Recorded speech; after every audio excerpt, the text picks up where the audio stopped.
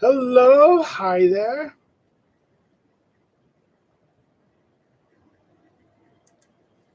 Okay, let's do this. We're just doing it. I sent my link. It's welcome. It's now 5 o'clock. So greetings, everyone. Hi there. Welcome to the Friday live stream. It's a little chilly in here. Ever since they fixed the ventilation here, now it's kind of chilly. So it's like before it used to be toasty, nice and warm, but it used to smell. Now they fixed the ventilation in the back area, and this summer they fixed the ventilation, and they also, because we had the flooding. Now they now it's like a little cold. So maybe bring a sweater, or maybe get a little space heater or something, or we'll see. Greetings. I'm just taking a little bit of medication. Wink, wink. Greetings, everyone. Welcome to the Friday live stream. This is Friday, January 10th. This is the second one. I'm going to do a notice about, I'll give you a notice for next week. It won't be a live stream. I'll probably do it is not a live stream, pre-recorded, not live stream, simply because I will be on Polish television doing a recording about the Trump and foreign policy for the Polish TV channel. I was asked to go on a panel roundtable. So I'll be at a roundtable discussion about this, about Trump, and it's going to be kind of like hilarious because it's going to be hilarious. I just saw some of the people that are going to be there, and it's going to be like, oh, Trump, we have to, Trump threatened us, neoliberals. It's like, so it's kind of strange. So I will probably have to do, next week, I will probably do a preliminary, what do you call it? Not a Friday live stream, which is pre-recorded. But so greetings, everyone. Happy Friday. Welcome to the live stream. I want to just simply to talk about, today I got a message from,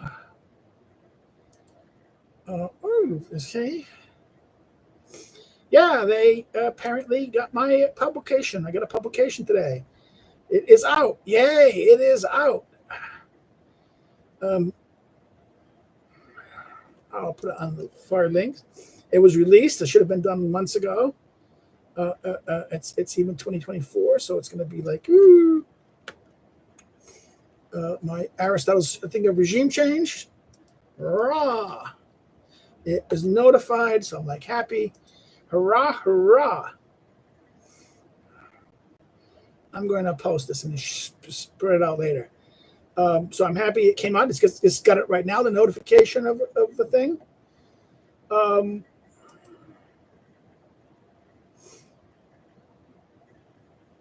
I'm not going to. So hello, my Aristotle's. I'll just show it, guys. Why not? Why not show it to you, man?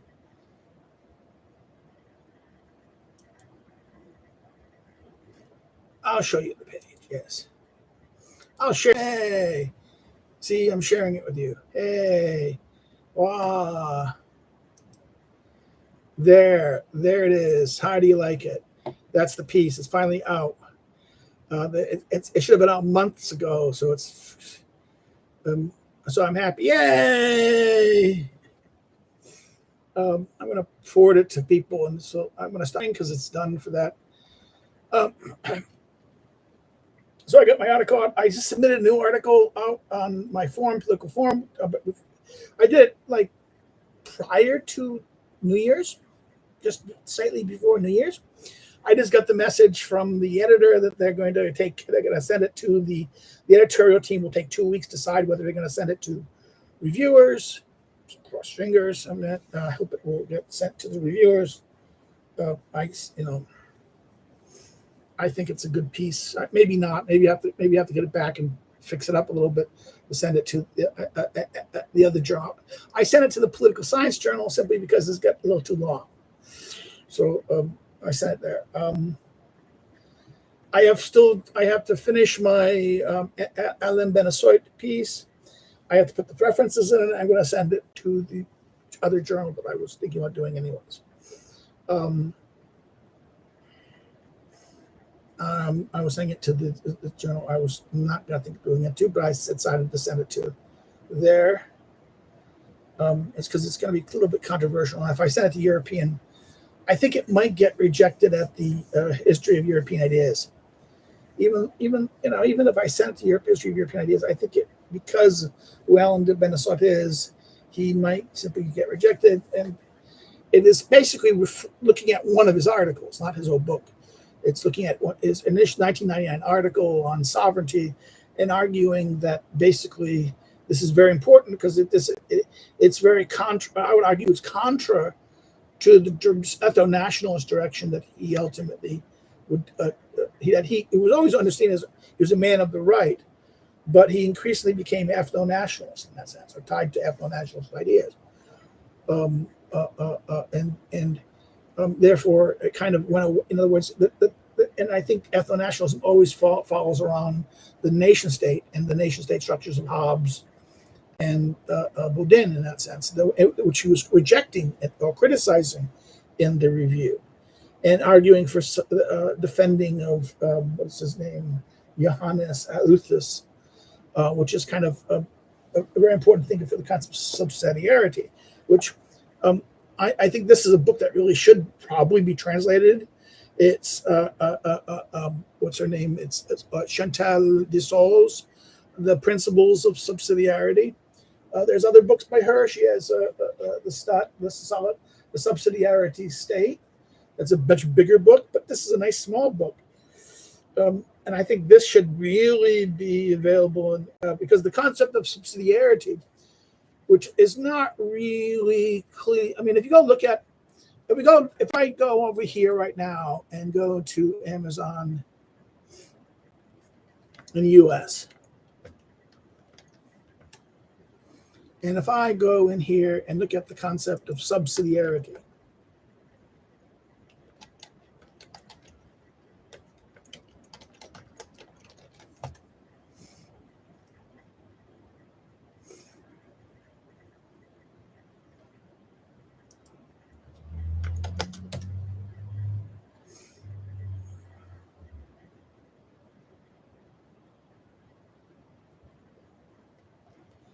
I'm going through it right now and I'll see it. Oh, if I add it in political thought, let's say subsidiarity by itself. And nothing. It's like, woo.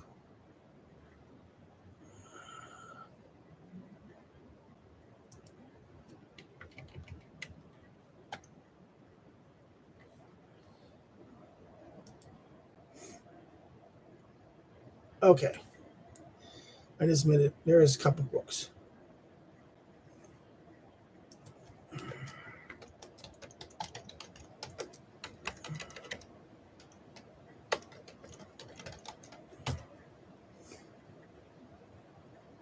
Yeah, I just.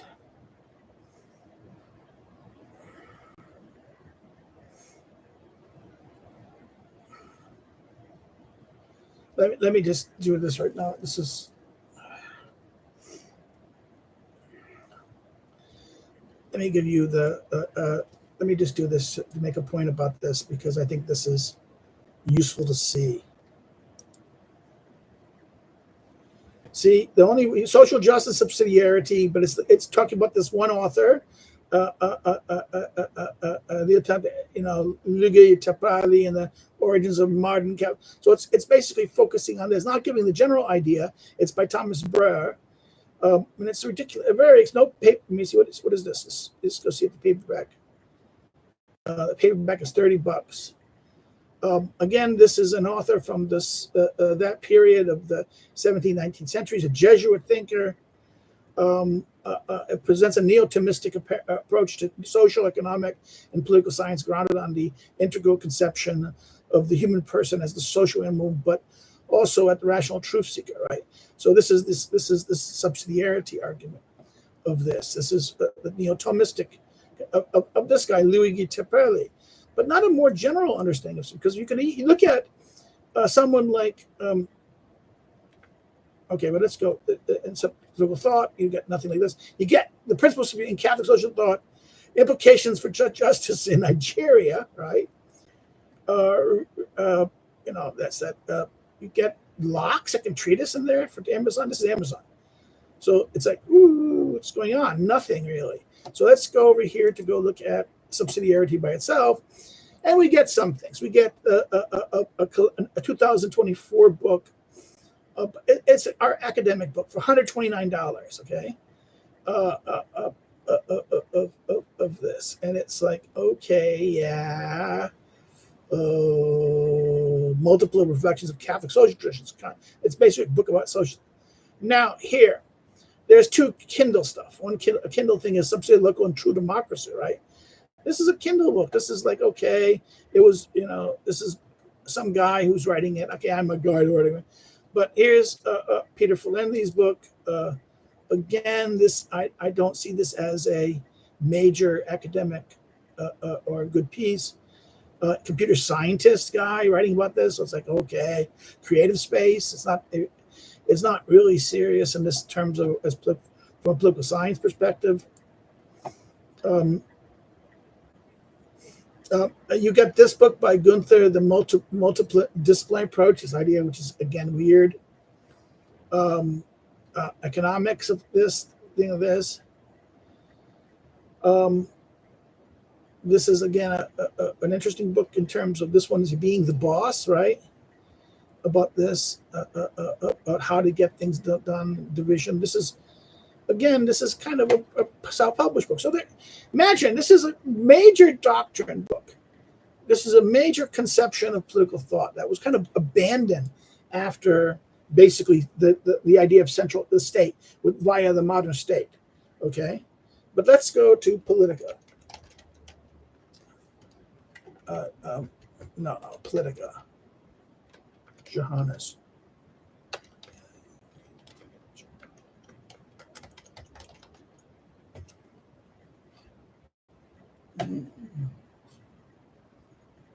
Hold on. Let me just check it. I know it over here. My sinuses are running like a madman.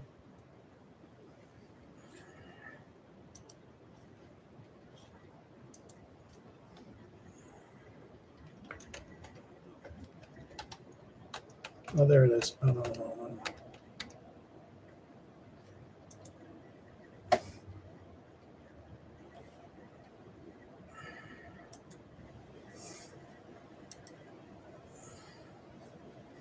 Okay, let me kill this for a second. And let me again redo this, but with the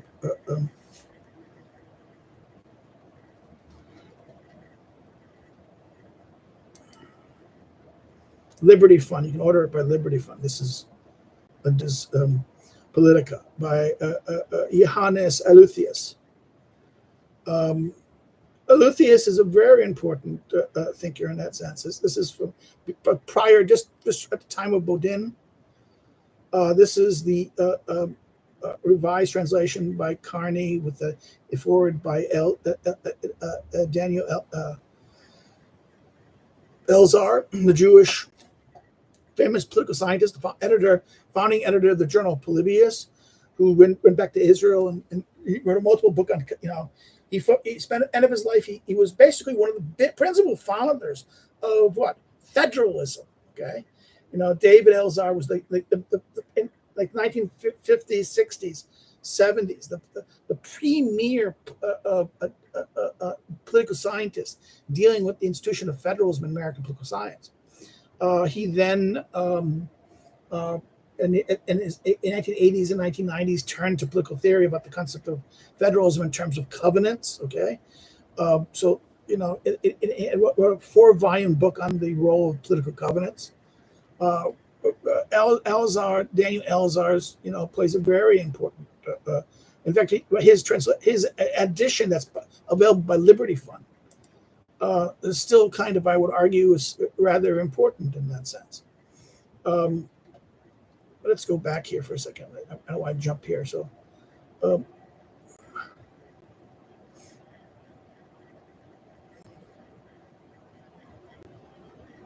you can look at the University of California, Berkeley law. Hold on. Yeah, and this is the same version. Let me go to Wikipedia for the purposes of doing what I want to show you. Okay, this is why I'm. Eleutherus is born at this period of this famous book, his major book on Politica, the method to digest it. This has been kind of a after his death. He maintained, his politics was attacked by both Hennings Arrhenius and that 74's defense of local autonomies against territorial. In other words, this is basically defending of local entities, local structures. In other words, this is interesting because if you look at Goethe, someone like second half of 19th century, he's discovered by Otto von Goethe, and he published research. Goethe is a very important thinker here. I want people don't, particularly on law. It is his book on the history of law, right? His book on the history of political thinking, medieval law, which was translated by what's his name? Come on! Where is? I know it's Maitland. Maitland's translated it. Okay, Maitland was the famous translator. His first volume of this famous series of the German thing is volume 1. Selections were translated. Theory of the Genoessenschaft theory by study of political thought, 1936. This is the 3 volumes of this concept of the German things. Maitland translates a 3rd volume of Maitland translates as the political theories of the Middle Ages. So, this is in fact, his book on Eleutherus. So, I remember as a young student of politics when I was studying in the late at the time, as a student of political science at graduate school. My undergraduate, I learned this. I learned a little bit of this stuff. I studied these people. I knew this as an A student. Bradford reminded me of this. Of the importance of people like this legal tradition. Now, the Straussians pay no attention to this. This is what's the limit of Straussians. The Straussians never paid attention to this important tradition. They therefore they missed this out. What's so interesting is that this played a very important. In 1905, Goethe played a very important role of making private law. And this idea of private law, which plays a very important influence of the 1919 Weimar Constitution. So even though Goethe is a nationalist, like I said, he wrote a very important book about the German loss of this.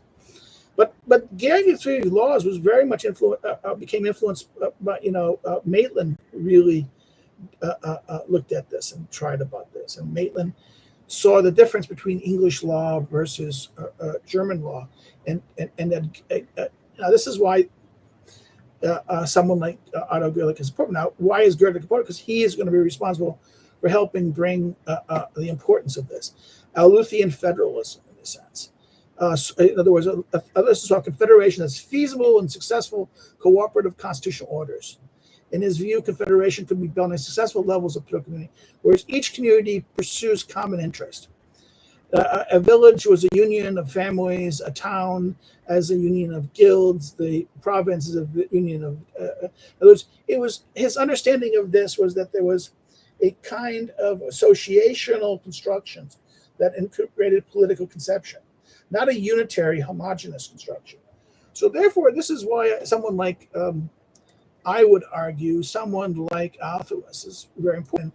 And this is why something like subsidiarity helps us understand, this is kind of, although this is Catholic thinking in many sense, this is, to understand what aspects of it, we all know that the integralists are kind of interesting. People like talk about the integralists, but not the assumptions of integralism.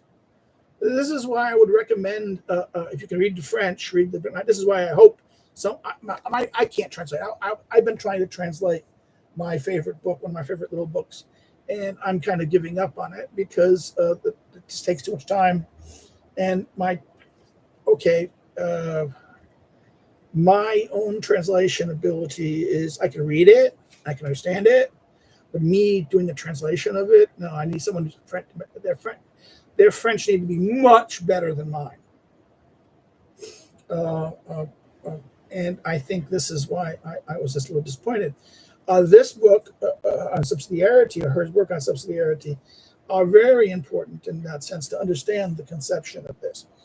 And to understand federalism, this is important. This is why Daniel Elzar really understood the words. And actually, this is why, I'm talking about Ben Assat. Ben Assat was writing in 1999 his article on sovereignty, right? And this was a challenge to a unitary French attempt of creating the EU. Remember, in 1999, I was talking to my students today, my graduate students, my master's students, and all of them were, all but out of six students, all but one was born after 2000. So it was like, oh God, it was depressing. I feel so old. I remember that's when I came to Poland in the beginning of as the whole discussion of the EU constitution started. And Ben Assat's argument can be seen, Ben Assat's article that was originally published in a French journal and then later translated immediately in the journal, the American journal, remember it's an American leftist journal, Telos, it was kind of Telos is famous because it was one of the first journals that kind of addressed in English Schmidt, okay? What the editor of Telos saw the connection to Schmidt, to left thinking. And it was man of the left, populist left, Paul Pinochet. And I'm saying his name wrong. I can never say his name. And there was, and during his time as editor and the successor, he basically brought in Paul Gottfried to write. It was unthinkable that Paul Gottfried writing in a journal that was notorious, seen as a journal in the 1970s and 80s, a journal of the left. So Telos started publishing Schmidt and articles about Schmidt. And in 1999, during this thing, they published a translation of Alain Ben Assat's article on sovereignty. Now, at the time, I fell in love with the article. I saw it, I photocopied it. In 2004, when I was asked to teach a course at the International Relations Department on comparative politics, I cheated. I brought in state theory, and I brought in Ben Assat's discussion of sovereignty as a very important understanding what sovereignty means in international relations. I was, the question of states and sovereign states in terms of the entity of this that becomes the basis by which then you can compare states. So Ben Assat is meant to me a very important, but Ben Assat's article is very important because he's addressing this argument. Now he's arguing for the creation of the EU. The EU cannot be a state. That the state model follows Hobbes and Baton, but this creates a homogeneity that destroys local federalism. So if you're going to have a true federalism, Okay, I have to do this. Someone's going to call me. I'm going to say I can't talk. True federalism. Um, um, a true federalism. It's kind of like, okay, let me send a message.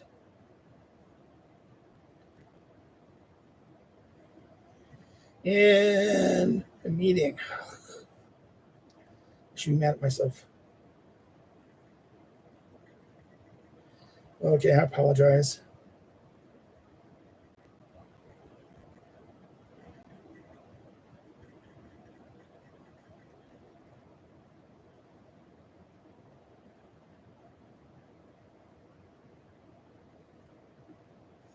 Okay.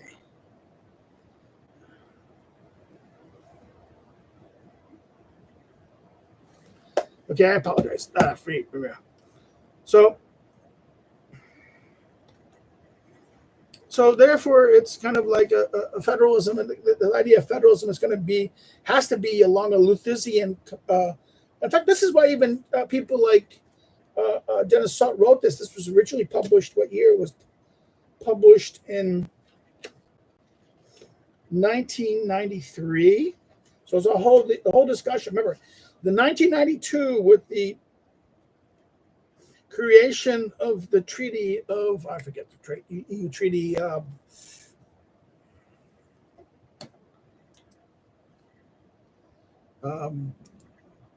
Mistrak.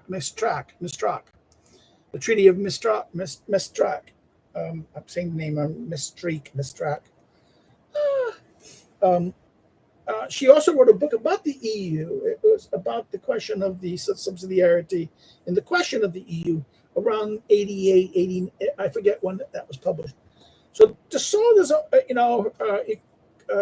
she has other books, Unjust Justice, which I have up here. You know, Dassault is relatively famous for her own other works.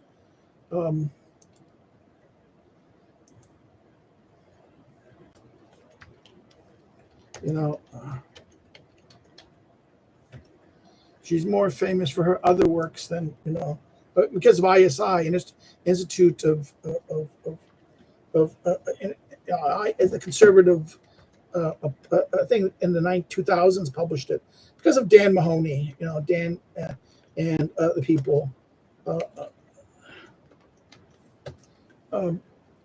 Yeah, there it is.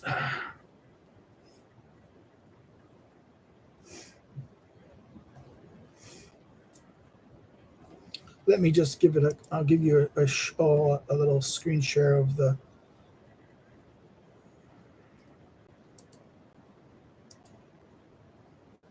That's Icarus Fallen. It was published in 2003.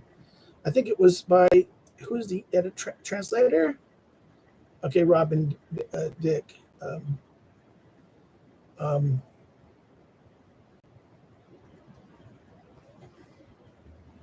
ISI published it. This is her 2021 book, recent book on the end of Christianity. This is her. This is the other book published in 2008. It was very good. It's called The Unjust Justice: The Tyranny of International Law. And then the other book is, where is the other one? This book. There's Equality that's Equality by Default was up here. Yeah, Icarus Fallen and Equality by Default. If I can see Equality by Default. And this is the book about the state, l'État subsidiarité. Again, this is the question of this. This is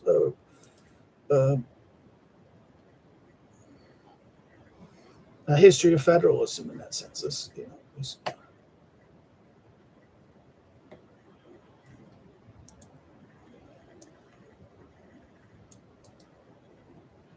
Just so you can see it. At a time of federalist model and the instructions of the EU, European Union, the powers of Brussels are contested. Here, the decisive study of subsidiarity through the ages. So this is a bigger book. This is showing it's a Kindle book. I don't think we want a Kindle in that sense either.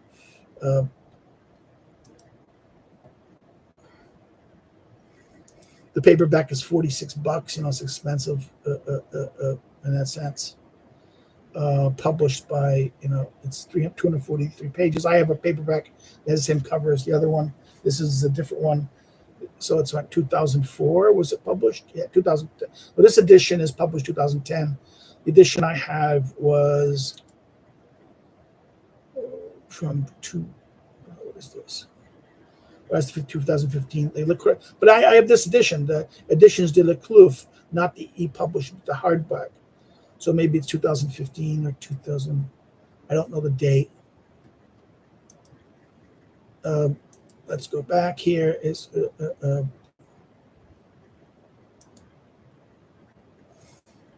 that's a subsidiary. You can get it there through here, but let me see if I can get equality. It's Equality by Default, I think, is the other book is called. And then she has this wonderful little book on authority, which I think is an interesting thing. I've always argued that it's a very interesting aspect of here. Well, this is the wrong title. It's not the not troll. Why is it giving me? Okay, I'm gonna just stop here. Let's go back to you guys.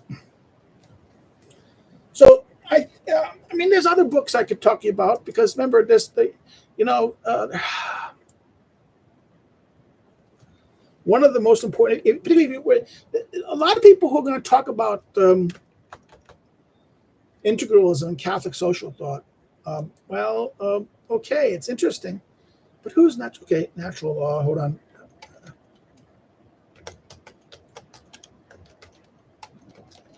There's this book by a German author. Yeah, it's Henry Romans. Henry Romans. And of course, you only have his. Okay, yeah, there it is. I'm gonna stream this just to kind of get you. This is why Romans. I would even argue Romans is important. Romans' book on natural can get through Liberty Fund still to this very day. It is ironically the German title. It's translated from the German. It's called the Eternal. In German, it's called the Eternal Return of Natural Right. So it's the English translation is a simplistic. The book itself is faithfully translated, but the title is not. The title is Eternal Return of. So it's a very good thing. Roman is he became the professor at Notre Dame. I think he was at Notre Dame. A very important professor at Notre Dame, maybe even if not Notre Dame, then at Georgetown. Yeah, I think Georgetown. He will play a very important role with one of the fathers who becomes a very important book on political thought. Come on, I have the book. It's going to drive me crazy. But it's slipping my mind. But this is the one, The State in Catholic Thought. This book is an essential book. And that if you don't know about this, if you're going to do this, if you're going to be an integralist, you need to know about this. This is a very important book by Romans, published in 1945. It's available in paperback. It has a new introduction. I have the old one, but this is a new introduction by. Do I have the hardback? I think I maybe have the hardback. Who is the publisher of the new edition? It's published by Crane Media, so it's like this. It integrated by Bruce Fornan, who was at a conservative, more traditional conservative, connected. He did this. This is a treatise on political philosophy. This is a monster book. It is over 700 pages. Like I said, he is, a very important, an under-forgotten person in this stuff. This book is a history of the state in Catholic thinking and the role of this. There is this other book that this is the reader from this. I think it's part of the same tradition. It's the same cover. I think this is like, okay, you do that book plus Church and State by Thomas Molnar. the Hungarian conservative thinker. This is his book about the fragments of this. Molnar's book on this is actually pretty good in that sense. A Catholic explanation of Catholic tradition of this in that sense begins with the critique of the political thoughts, the Federalists, the Straussian, and the Vogelinians. So it's a very interesting book in that sense. And then last but not least is this is a reader in Catholic Social Teaching by Peter Kwasniewski. This is a big reader from this. It's about how much it's around 500 pages. Okay, this is again for Catholic social talk. I'm not a Catholic. I'm a Protestant. So this is again from Syllabus of Errors to Deus Cathatra Est. Right, God is love. Right. So therefore, this is a very important. Looking from Leo the from Leo the 13th onwards are the authoritative stress of the subject. In that sense, these are very true. If you're doing Catholic social thought, and you want to understand these things. These are the books you turn to, not some of the nonsense. So this is what the problem is. A lot of integralists today are not really. Oops, sorry, not yet. Hold on. Just turn up sharing. There. So even though Pat Deneen's a good guy. I like Pat, but Pat Deneen is a Straussian, ultimately a Straussian. Even though he was trained by what's his name? Oh, I'm gonna go crazy again.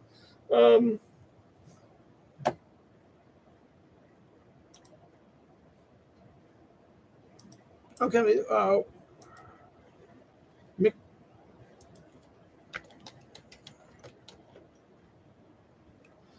he was the professor of William Carey McWilliams. Yes, William Carey McWilliams. William Carey McWilliams is a leftist, a Catholic, but he was a Catholic, Irish Catholic type. The son of Carey McWilliams, a journalist, a very famous journalist. William Carey McWilliams was again a political scientist, Rutgers. And a famous book that he wrote in 1973, The Ideas of Fraternity in America, right? The Democratic Soul. He also wrote a book, a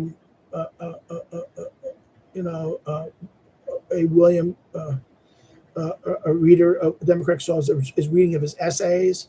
The Politics of Disappointment, election of 1776. In other words, he was a Democrat. He was a kind of New Deal, old Catholic Democrat.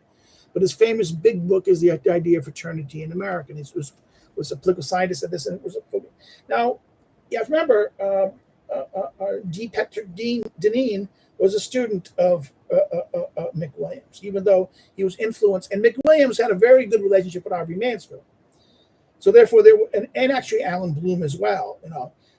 Even though he was a man of the left, he kind of was more kind of buddies with the Straussians of a certain type, the Bloom and Bloom Pangel, not to say Pangel, but because Pangel was connected with Bloom and connected with the Bloom Circle, there was this the Bloom area and Harvey Mansfield.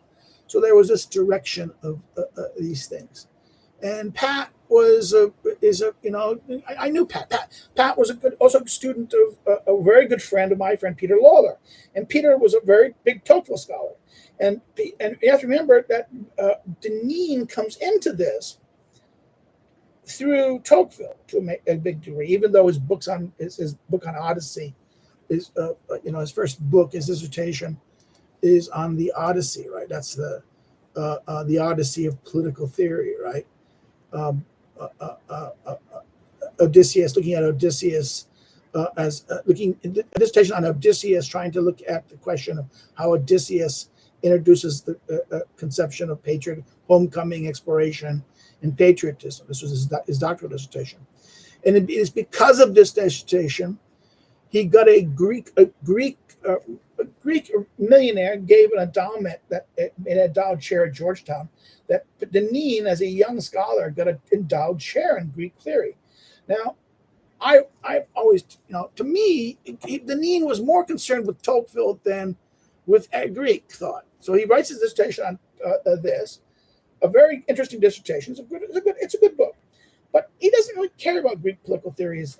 Someone like me, my cousin is was even a frigging president of a HEPA, and my cousin never did anything. I love my cousin John, but John would never. His argument: "You're not Greek, so I'm not going to recommend you to." So he could have introduced me to a nice Greek millionaire, make me an endowed chair someplace and doing Greek political thinking, political thought. And you have to remember, that was Deneen's. Deneen got a cushy chair at Georgetown, but Georgetown became un-Catholic for him. That he was more concerned with Catholic political thought about doing this. I mean, he focused more on Tocqueville. And it's, again, Tocqueville. Tocqueville is the important transition for Catholic to understand why Catholicism becomes open to understand why Catholic political thought, which was, if you look at in the 19th century, it was anti-democratic, anti-liberal and anti-democratic. How does it get open to liberalism, democracy? Tocqueville.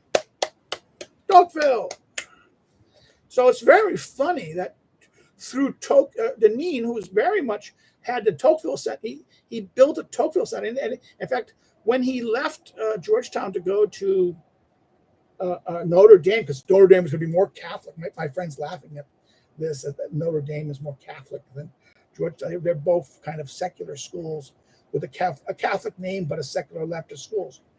The argument that Georgetown is more Catholic, a Jesuit school versus, I forget it. Georgetown was a clearly Jesuit school. I don't know what Notre Dame was. It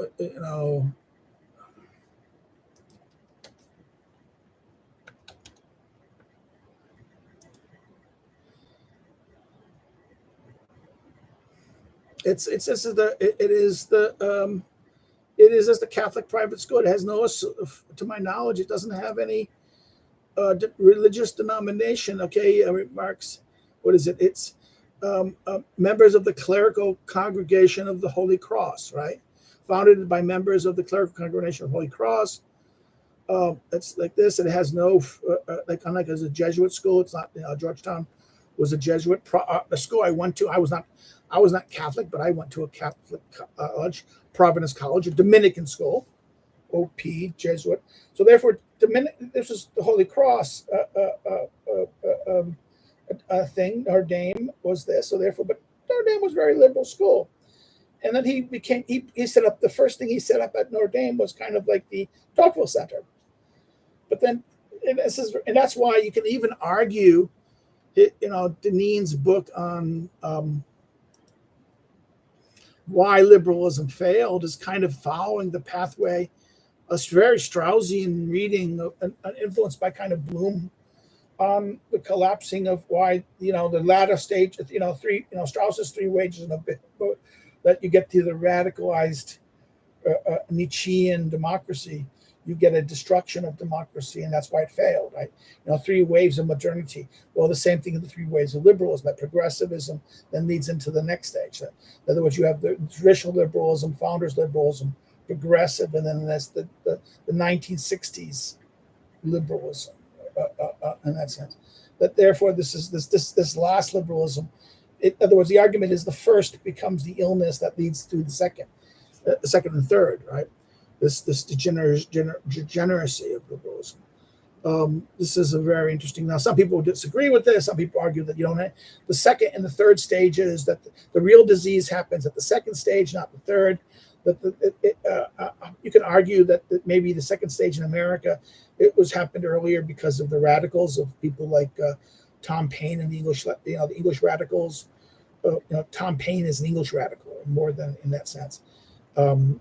Paine's writing is very much later writing, even though he says, we think of common sense, but common sense is almost not really a good American account of what the Americans understand liberalism.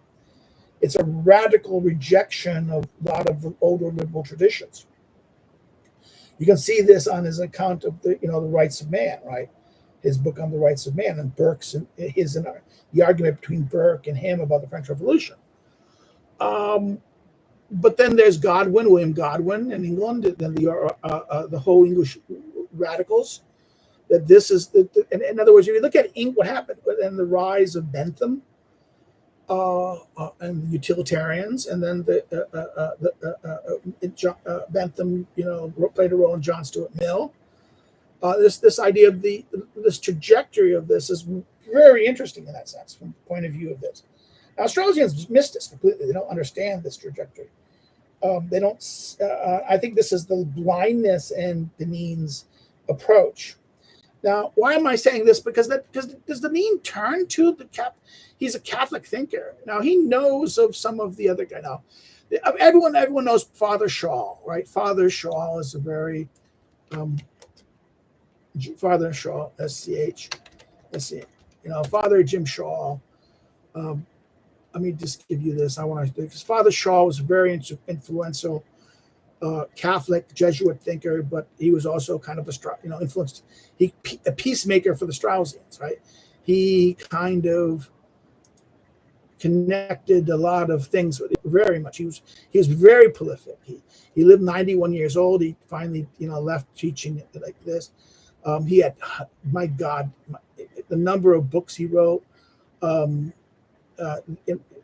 mind-numbing.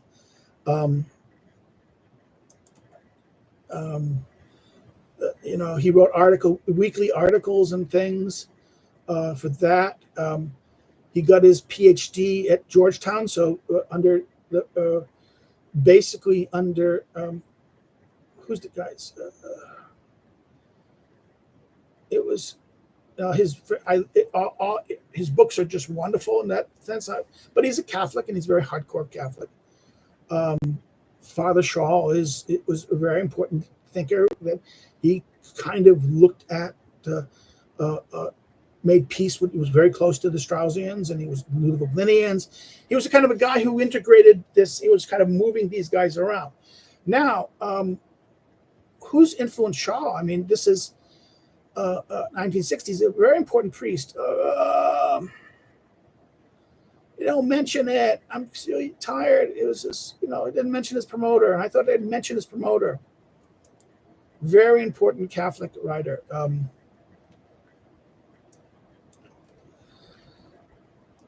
I apologize. What is it? The structures of system.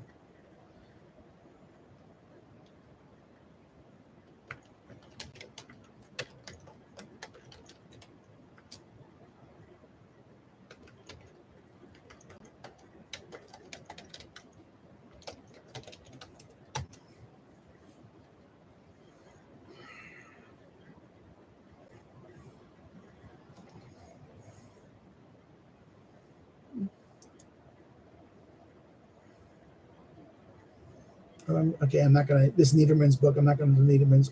I just want to go look at here. Series.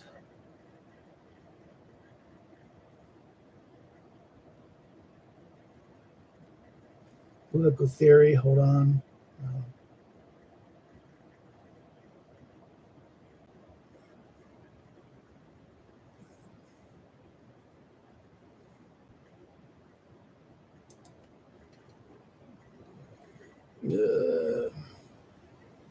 Political science. I'm sorry, I'm doing this to you guys. Oh God, that's what's book. Oh my God. Okay, okay, there's a book I have to get. I'm pretty annoyed at that. Hold on. That's okay. This is that. Hold on. I'll apologize to this. This is my.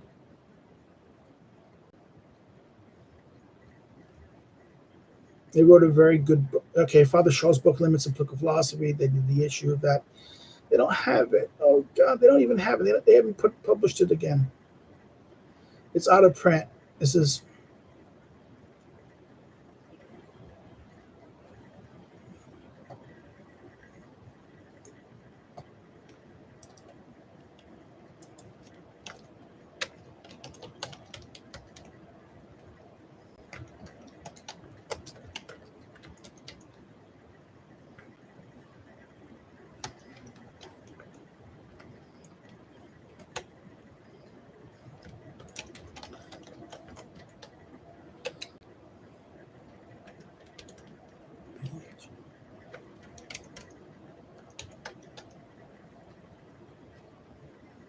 There's political theology and revelation.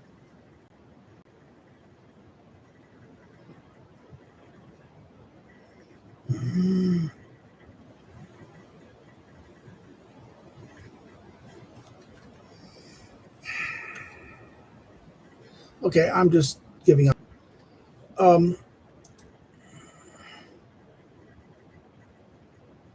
No, the camera's not dead. I don't think.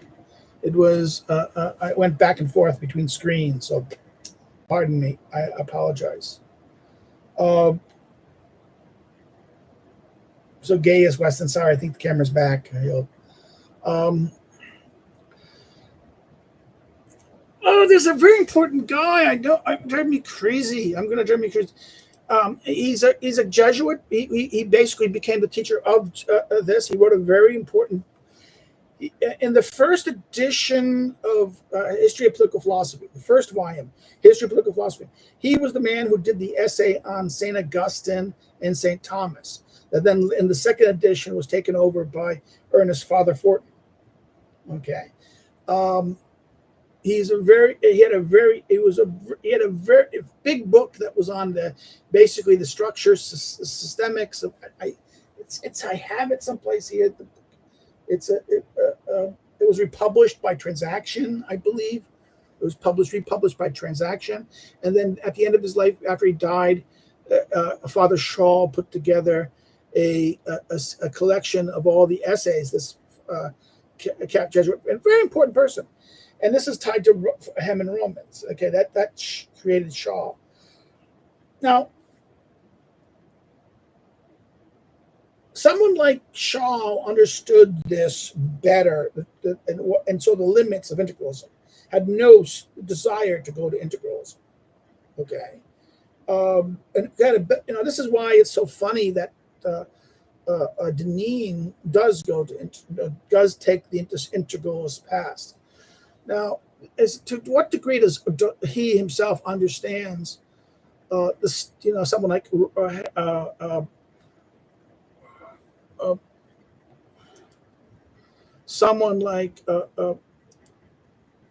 Henry Robbins. Okay, because I want to get this right.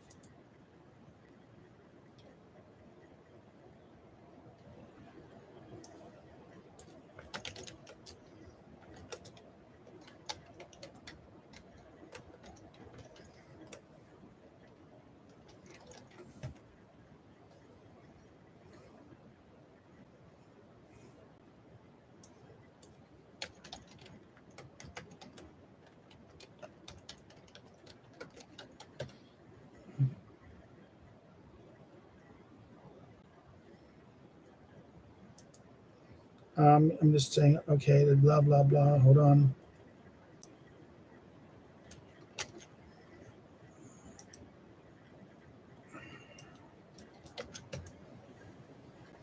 Yeah, Romans is the state and Catholic.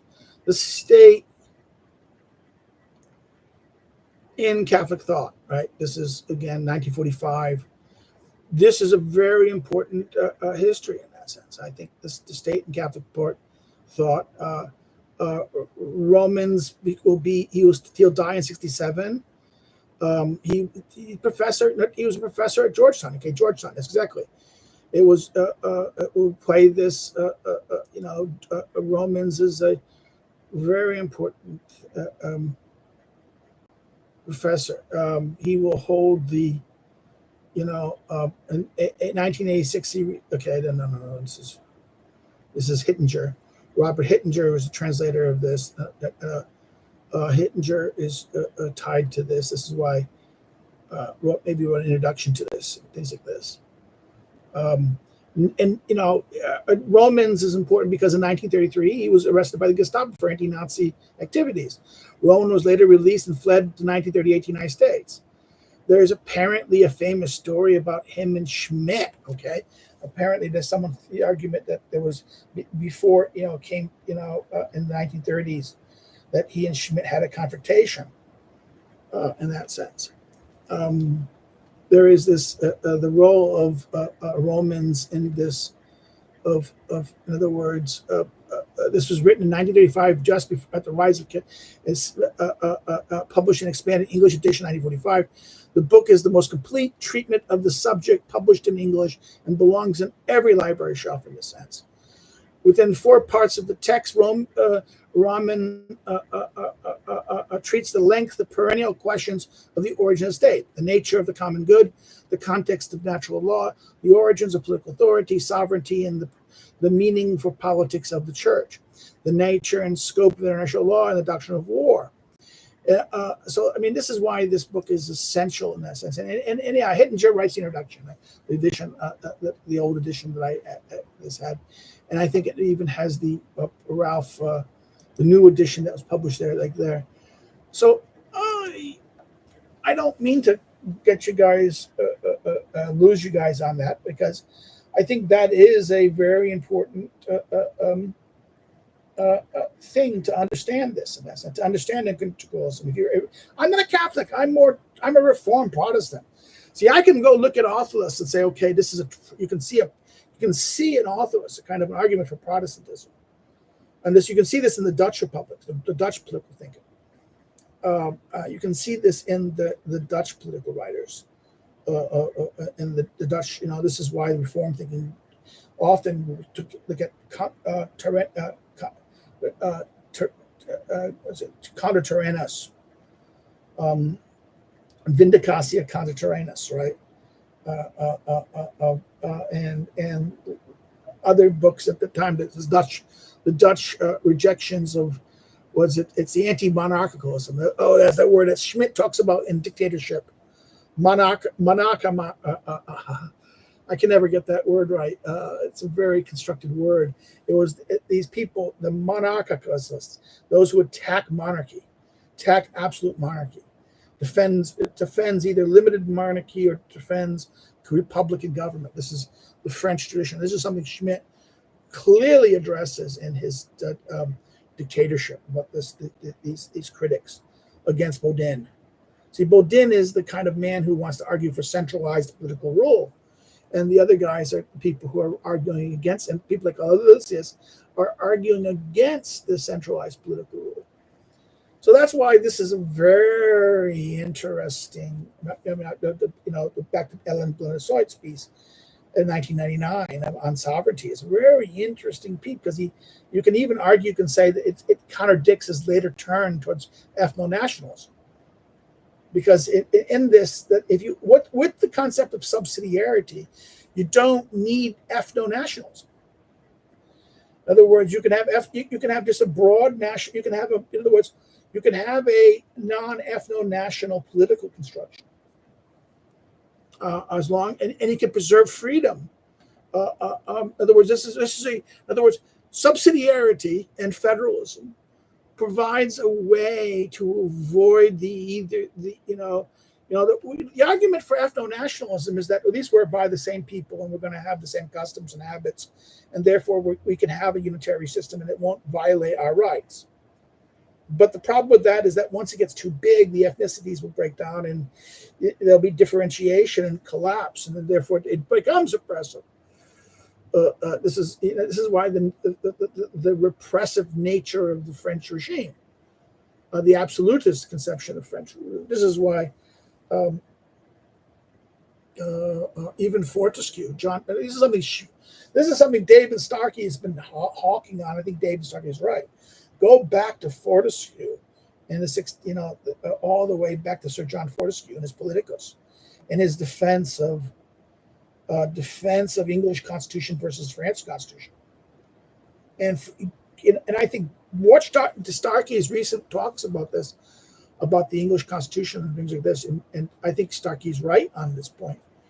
And that there is a different constitution in this sense, and I think this is what. Okay, I'm going away from my point about the integralism and Catholic thinking, but I'm saying I'm a different tradition. So therefore, to me, this was not an interesting question on its own.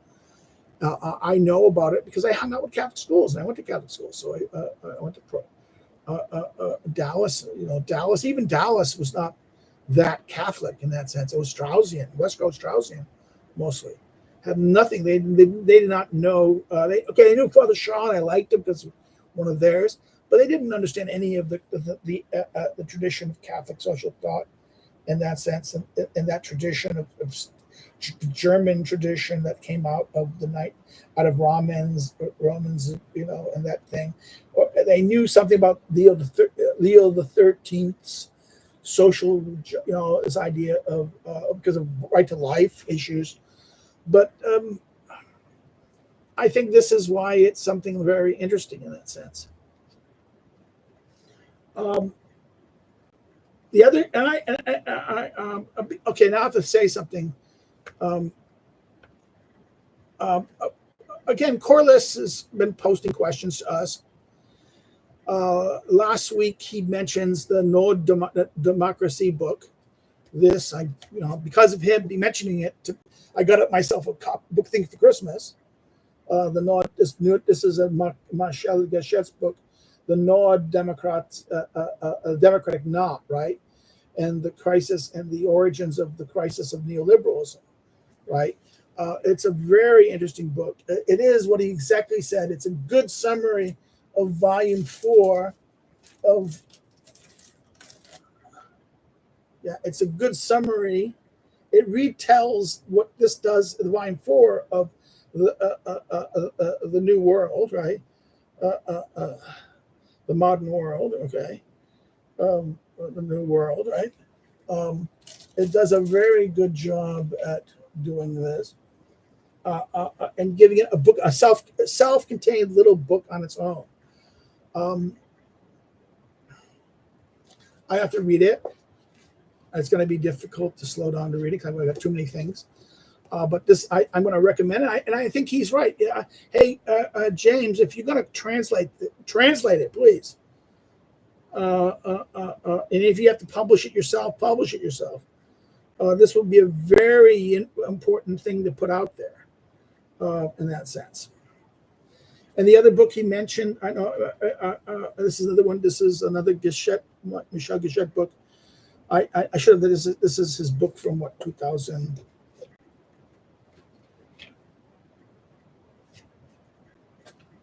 This is from 2002, so it's very old. This is his book on the democratic counter.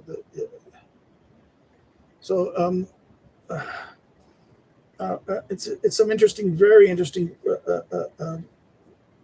Gachet books. The other thing is Adam Pajorski, because of a colleague. I got myself the Adam Pajorski's book on limited government and self-government, right? And his Why Bother with Elections, his recent book, 2018 book published by Polity Press. With the collapse of transitional parties around the world, with many pundits predicting a crisis of democracy, the value of elections as a method of selecting whom, by whom, and how we are governed is being questioned. What is the virtues and weaknesses of elections, and what are these limitations to what they can achieve? This is a deeply informed book about the world-renowned democratic theorist Adam Pajorski. Offers a warts-and-all analysis of elections and in the way they affect our lives. Elections, he argues, are inherently imperfect, but they remain the least bad way of choosing our leaders. So this is a rejection of someone like, Jason, Jason.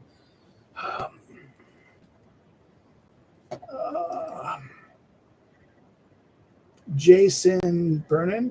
Jason Bremen.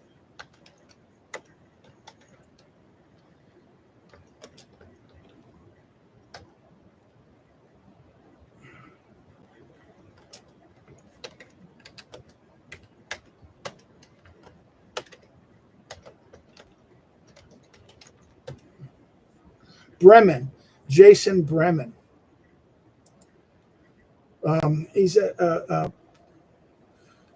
wrong guy.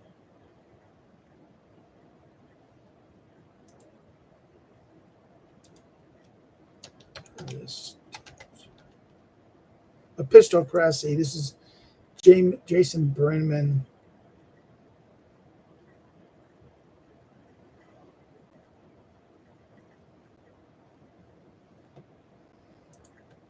epistemic. Okay.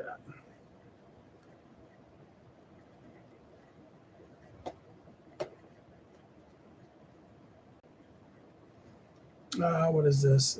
Concordat. This is this guy's. He's a kind of Mark economics. Brennan. That's what it is. It's Brennan. Brennan. Jason, not Berman. I apologize.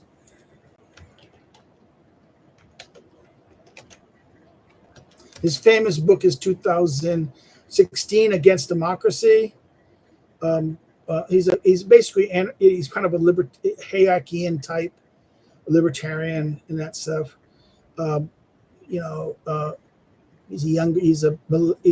He's post X. He's born 79. So is he baby? Is he millennial? He's a millennial cusp. He's a millennial cusp in that sense. He's at Georgetown. He is at Georgetown. So this is funny that if it used to be a good place, now Georgetown is kind of like filled with this guy. He is an attack on. Well, he's not at the. He's not political science though. He's at the philosophy. He's at the business school, I think. Yeah, he's a professor of strategy, economics, and public policy, and Georgetown University's business school. Okay, so he's not even at the political science department or philosophy department. He's in the business school in that sense. Very weird in that sense. But he's the big mastermind of epistocracy. And in many ways, Jaworski will be a direct attack assault on somebody like that. And I got some other books. The other book is I recently got is a new paperback copy. I have a original. This is an original Livingston translation of Mosca's The Ruling Class. This is original edition. So this is like very old. I think 19 was published in 1939. So right at the war. This is the first edition. This is probably very worth something. I maybe keep careful about it. I wanted a new edition of it. I had an edition, modern, like similar cover. I remember when I saw this, I thought this was like an issue of something from the 1980s, 70s about the ruling class. It was done from the Mosca, but I don't know where that issue. But then I got this. This is a reprint, and it's very strange. It's kind of you can see the errors in the style, see the kind of the pages that are a slight thing. It is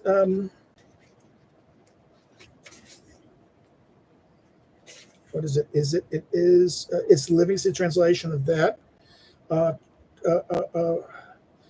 It's by Hannah Khan.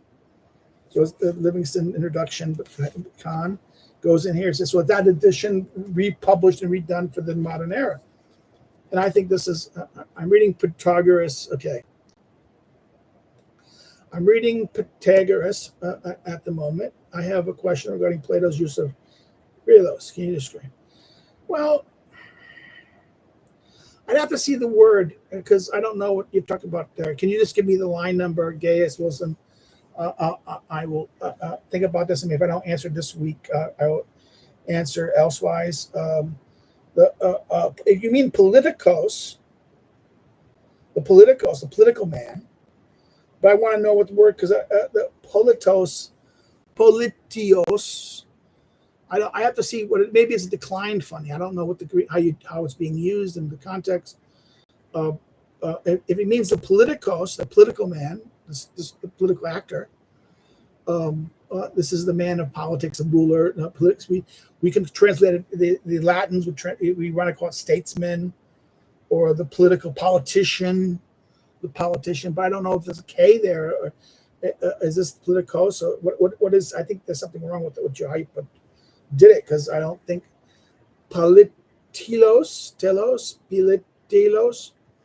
I have to see what that word is. I'm not sure what the word is. It's, so I can't answer that question offhand. I'm blind about this. but it's Pythagoras book. So that's Plato. Are you reading Pythagoras himself, or some of his writings, or you're reading Plato's Pythagoras? No, you're Plato's, right? You couldn't. You ever? So it is Plato's use of, but it's politicos. I think you mean no, the political man. You know who did the translation? A very good translation of this in English is by the guy at Boston College. I'm not always a fan of him, but what is it? It's oh, come on, brain fry. This isn't getting old. Brain fry.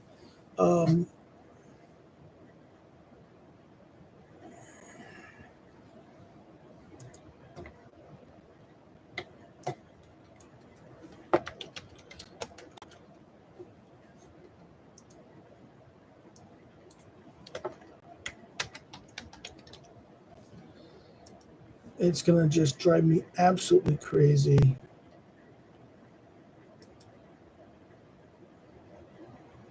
Bartlett, Robert Bartlett.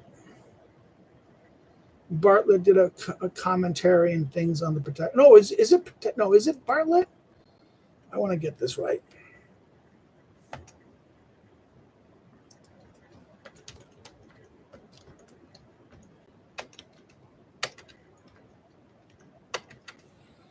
Okay, I'm gonna get this right. I don't want to say it wrong.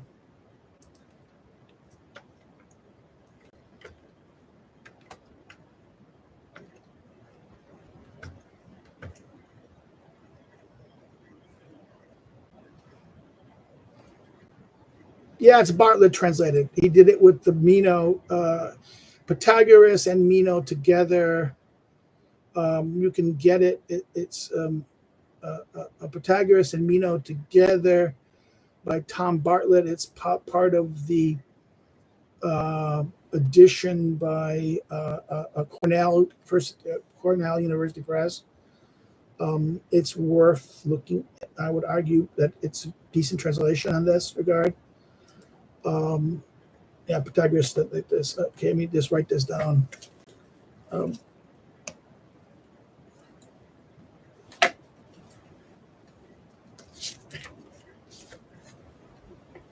325A to C.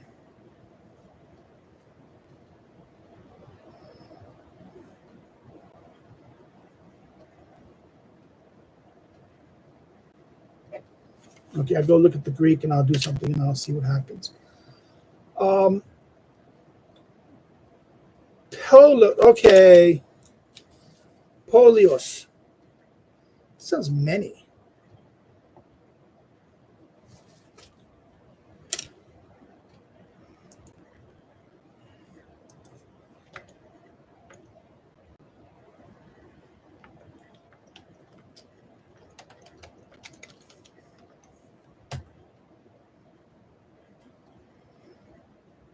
Yeah.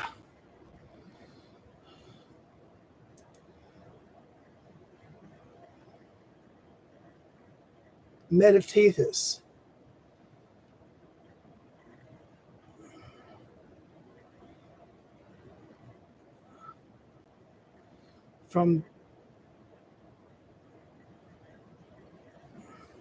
It's from the polis. It is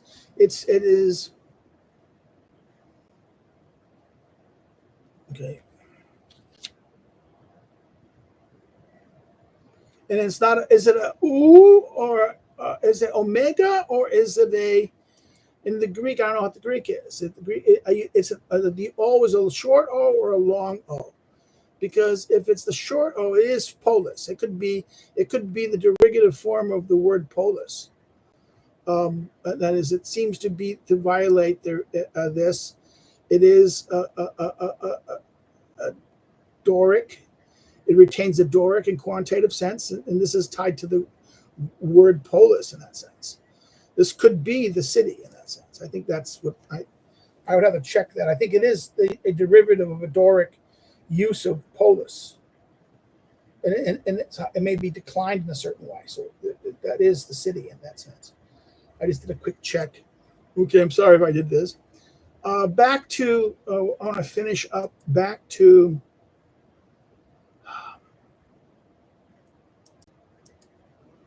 okay, back to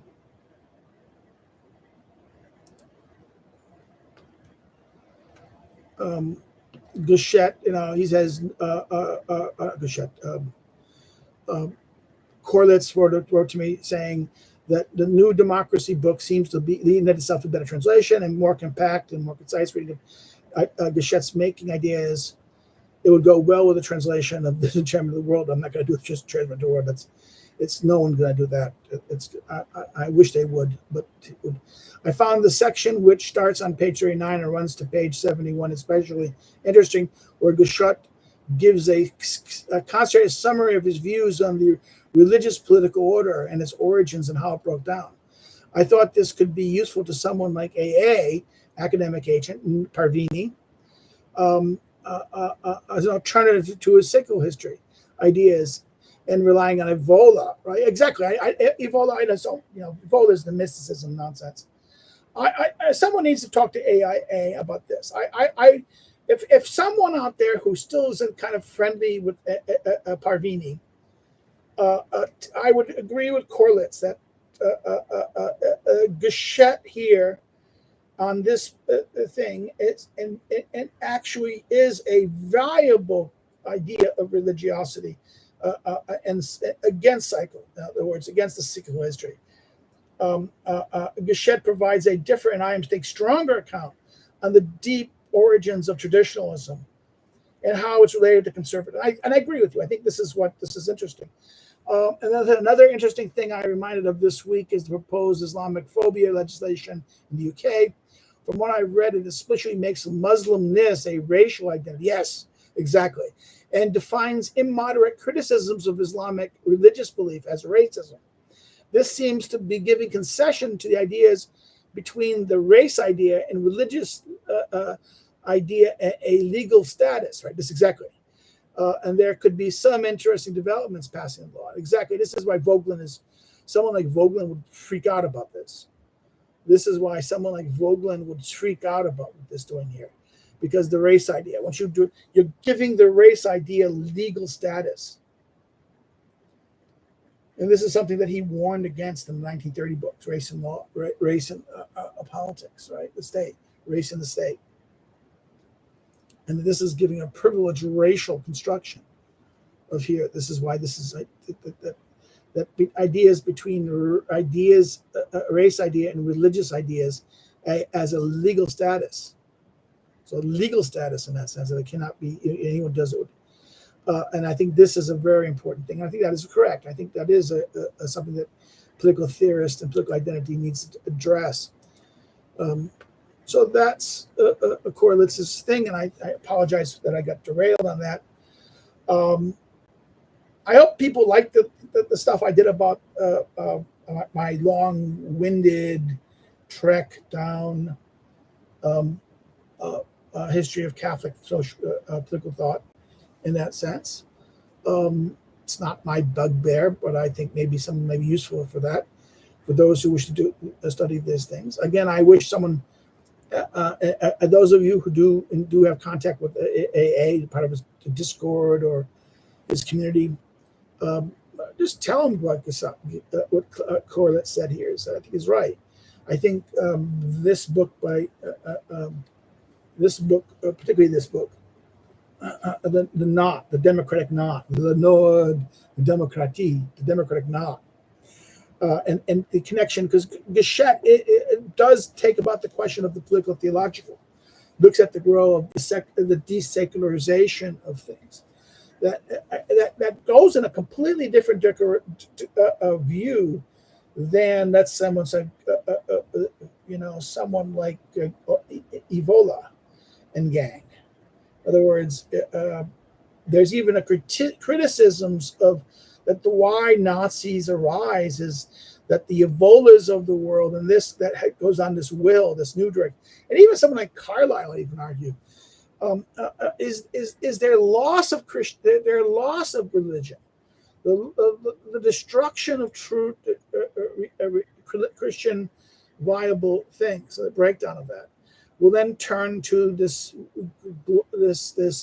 They long for something more. They long for something else, and this leads us to a kind of totalitarianism, either not the Nazis of race, or this embracement of race thinking, and things like that, which I think is worth looking at. As for me, I haven't started recording. I think this week I will start my recordings and do the recordings of my Machiavelli. I promise you guys. We're going to start after the end of January. At the end of January, we're finishing the politics series up, the releasing of the Aristotle's politics series. I'm going to start recording. I'm going to be very faithful to the chapter by chapter things. So some days we'll have very short videos, and some days we'll have very long videos because of that.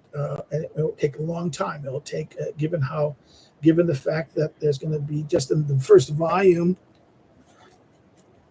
I even have there is 58 chapters in the first book of the discourses. And, that's going to be like, divide by 5 or 4. Depends. We'll see what happens. That will be the number of weeks it'll take. That's just the first book. And then 33 chapters, 58 plus preface for the book 1. Book 2 is 33 chapters plus preface, and then the third book, which the last book is 49 chapters. So discourses is going to be a long series, and short, and some chapters are going to be short, some chapters are going to be very long. So I hope you guys will appreciate that when we start it by the end of January, starting February. I hope everything is okay. I'm going to be doing some work on my. I got to be doing some more work on my paper. I'm going to be in April. I'm going to be in America for the Midwest. I'm going to be doing on preservation, the concept of preservation, regime preservation, on Aristotle book 5. My regime change article is published. Like I said, I showed you guys that was done. So I got notice of it minutes ago. That was that. Can I say I'm happy that things are going good. I have my book thing on Oakshott is being published by the Polish journal Chronos. My chapter on my review of something is being published. My review on I forget, maybe it is Baton and Machiavelli is being published by European Legacy, it looks like. I have to redo my piece on thing. I have to redo it. It's a little long. I'm a little mad at myself because my revision of the piece, the La Mora piece, for the European, they rejected it because they thought I was repeating myself. Now I got it. It's longer than the other one because I added a lot of things. I have to check it.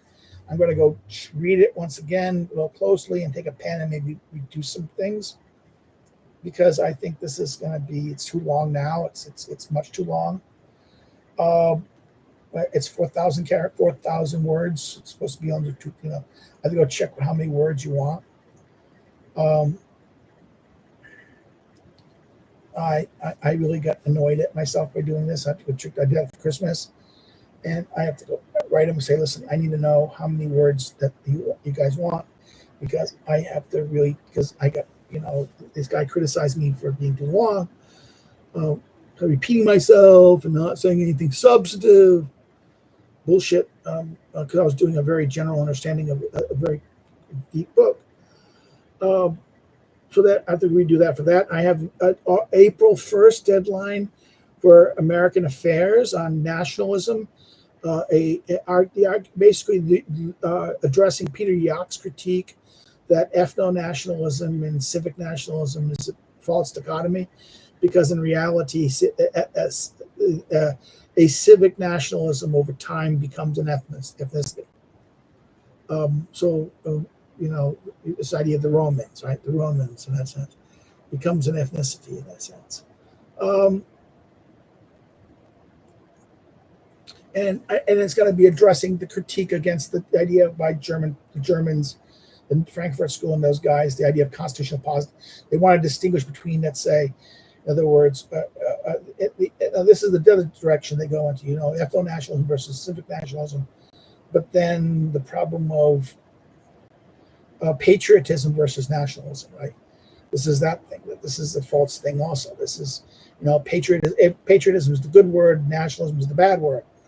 If you like it, if you don't like it, you call it nationalistic. If you like it, you call it patriotic, right? This is the double play there, and I'm going to be doing this for them. He gave some really good suggestions. I could do it a little earlier, but I'm going to do it. I think it'd be good to get something at American Affairs just to get the attention. And then I got to do some other things. I want to get a couple other articles. I want to finish my book 5, Aristotle's Politics 5, my short little things on force and fraud. I want to work that a little bit. I need to tweak it a little bit. And then my piece on the small things, which I think would be interesting to do that someplace. I hope to send it.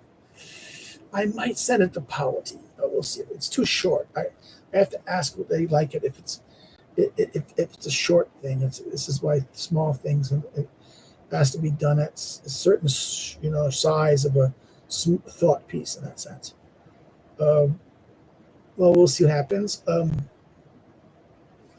Because I would like to get the Polity piece. It would be something. A Polity would be good, good thing in that sense. We'll see. Well, that's that. Those are my things at this. We stopped the videos. We talked about the things like that. So if you want to follow me on social media, do so. The information is there in the description area.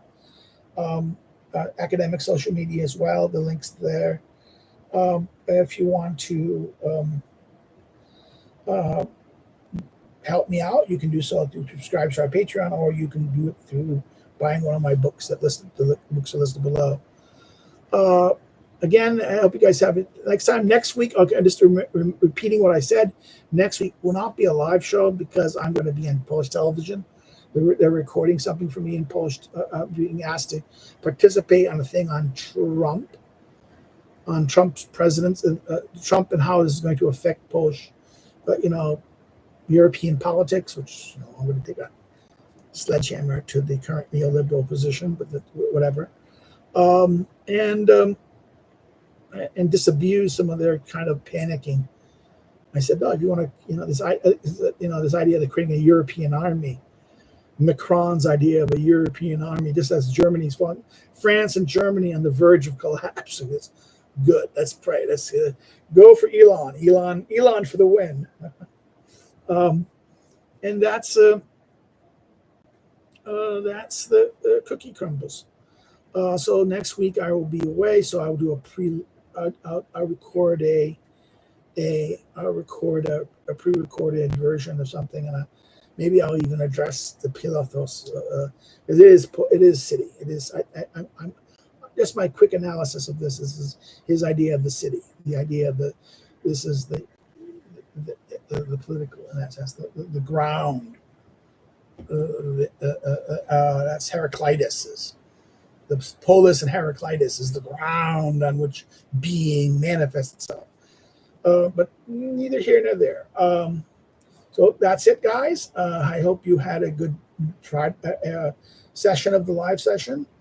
I hope people will like it. We have 3 likes so far. I hope more people will say like it more. If you not like it there, like it in the. Please do like it. If you're watching it again, hit the like button on the thing if you liked it. Didn't like it, always negative. I understand. This is how this works.